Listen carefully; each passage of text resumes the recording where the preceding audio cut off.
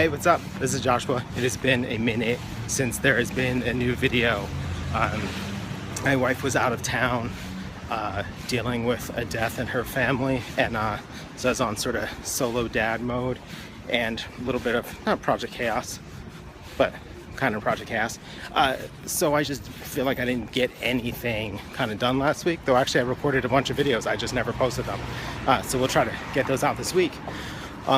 But now she is back and projects have been approved, and it is time to get back into the swing of things. And so I want to talk about something that I love, which is haters, mean comments, and dickhead people on the internet, and why they're so great.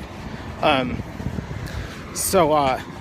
see, how to start this. Okay, so yesterday I was showing my daughter a video I have called How to Paint Like Gerhard Richter, which is a recording of a talk I did a while back.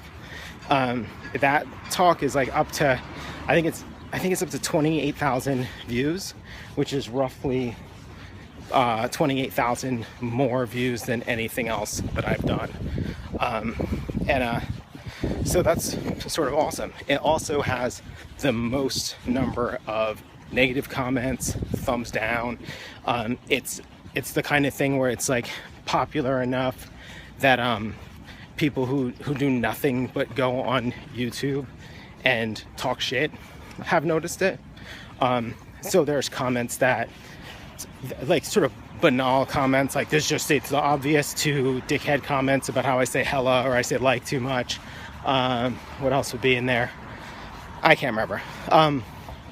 Just whatever, typical internet stuff. It hasn't devolved into racist arguing, so that's really exciting. On top of that, what else is there? And then it's got a bunch of thumbs down. And I only know the exact number because I was showing it to her yesterday. So it's got like, I mean, it's cool. It's got like 100 something thumbs ups, but it's got 15 thumbs down.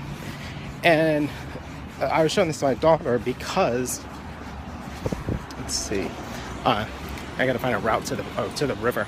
I was showing this to my daughter because it's a good sign that it's got mean comments, and it's a good sign that it's got 15 thumbs down. I wish I had 1,000 thumbs down, because if it did, that would mean probably 1 million people had seen it.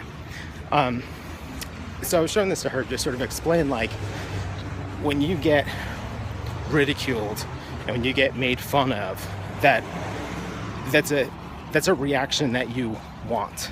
Like, if all of these little videos that I do, if they start getting massive amounts of hatred, that will be fantastic. That will be the best thing for me, because then it means that it's reaching beyond the people I normally reach. So typically if I put out this video, it's got a small little audience, and then and the comments are mostly supportive and helpful, and I respond to those because those are good to have. But when you start to reach beyond that and you start to get the nice, like, negative haters, then you're getting into a different territory, and you're starting to have like a real reach, because you're getting past your current circle of friends and fans or admirers. I wish I had realized this a long time ago, because I'm the kind of person that would hide from hate, you know, the kind of person that would be like worried about showing up on the internet too loud, or I don't know, self-promoting too much or something like that. But it's I've just sort of come to see, like, if you want to have an impact, you have to get made fun of. It's not only is it like the price of admission, but it's also a sign that you are doing the right thing. It's a sign that you're actually like reaching beyond and getting somewhere, and you can actually use it as like a criteria of success. And of course, like, not to be an ass, but you want to separate that from the idea of like straight up getting in fights with, maybe I kind of don't want to be in fights with people. I don't want to be getting harassed in a more, I don't know, physical way. So we're not really talking about beef, you know what I mean? We're talking about random people on the internet saying you're stupid, saying that you say like too much, saying that you state the obvious, saying that your camera sucks, whatever it is. All of that stuff is fantastic and positive. You know, the best thing is when people start responding to it. And so I brought this up because, you know, I have a 6-year-old daughter, and she, whether it's real or imagined, she feels like she's getting made fun of for her shoes or for her pink dresses or whatever by older kids. And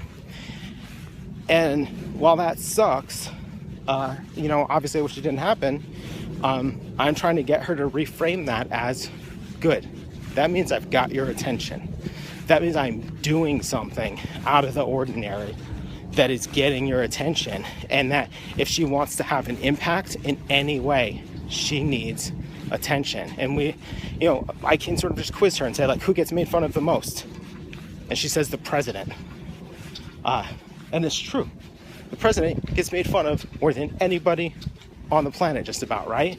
And not only does he get like made fun of, the president gets made fun of by the media. Like the nightly news can make fun of you. Late night talk shows can make fun of you.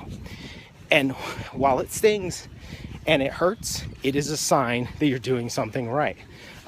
It is a testament to your impact when masses of people are making fun of you. And it's totally different, obviously, than like the sort of cyber bullying thing, and like public shaming, you know, for whatever, saying something that's been purposely misconstrued or whatever. But depending on how you handle that, I suppose you can come out of that bigger than you went into it, so that even that might not be terrible. And I think the kind of stuff that I do, like these dumbass little videos, not that they're dumb, they're awesome, right? But the kind of stuff that I do, a lot more people could be doing this. And they could say something probably more valuable than I'm saying. And they probably can get through a sentence better than I can get through it. And maybe they're more coherent than I am. I have no idea. But they don't do it for that fear of ridicule. And when it comes down to it, it sort of works like this. Most people want to do the shit that you're doing. They think that it's cool and interesting when you do anything that steps beyond the ordinary. And then you have the other people. So those people will like support you and be like, oh, that's awesome, I wish I could do that. And the reason that they can't do it is that, I mean, I'm so simple. They're afraid of being judged. And certainly I've made videos that I've been tempted not to release because I'm afraid of being judged. Like, it's every bit the reality. I'm actually sitting here talking a really good game, but if this thing is flooded with 100 negative comments, like, it's gonna bum me out. It's gonna make my heart race a little bit faster. But I'm gonna remind myself that the video that has 30,000 views, or will have 30,000 views soon, you know, like, that can only happen with the thumbs down and the trolls. I need those people. And furthermore, all of the stuff they do is actually promotion and marketing for me, which is amazing. They thumbs that video down, they leave comments, they get in fights in the comments, and that higher engagement means that like that video is going to rank higher, because they're like, there must be something about it that's interesting, whether it's polarizing or whatever. So listen, like, it sucks. Nobody wants to get made fun of, but if you want to have any kind of impact at all, one, you're gonna have to get used to it. You're gonna have to accept that that's the price that you pay. And then two, on top of that, that once you actually get that, it means you're doing awesome. You know what I mean? Like, as a musician, you want Pitchfork to be writing about stupid shit you said in the news, or asshole comments you made on stage, or interrupting Taylor Swift. It's a sign that you're getting attention and doing it right. All right, cool. Enjoy the video, or I hope you enjoyed it. See ya.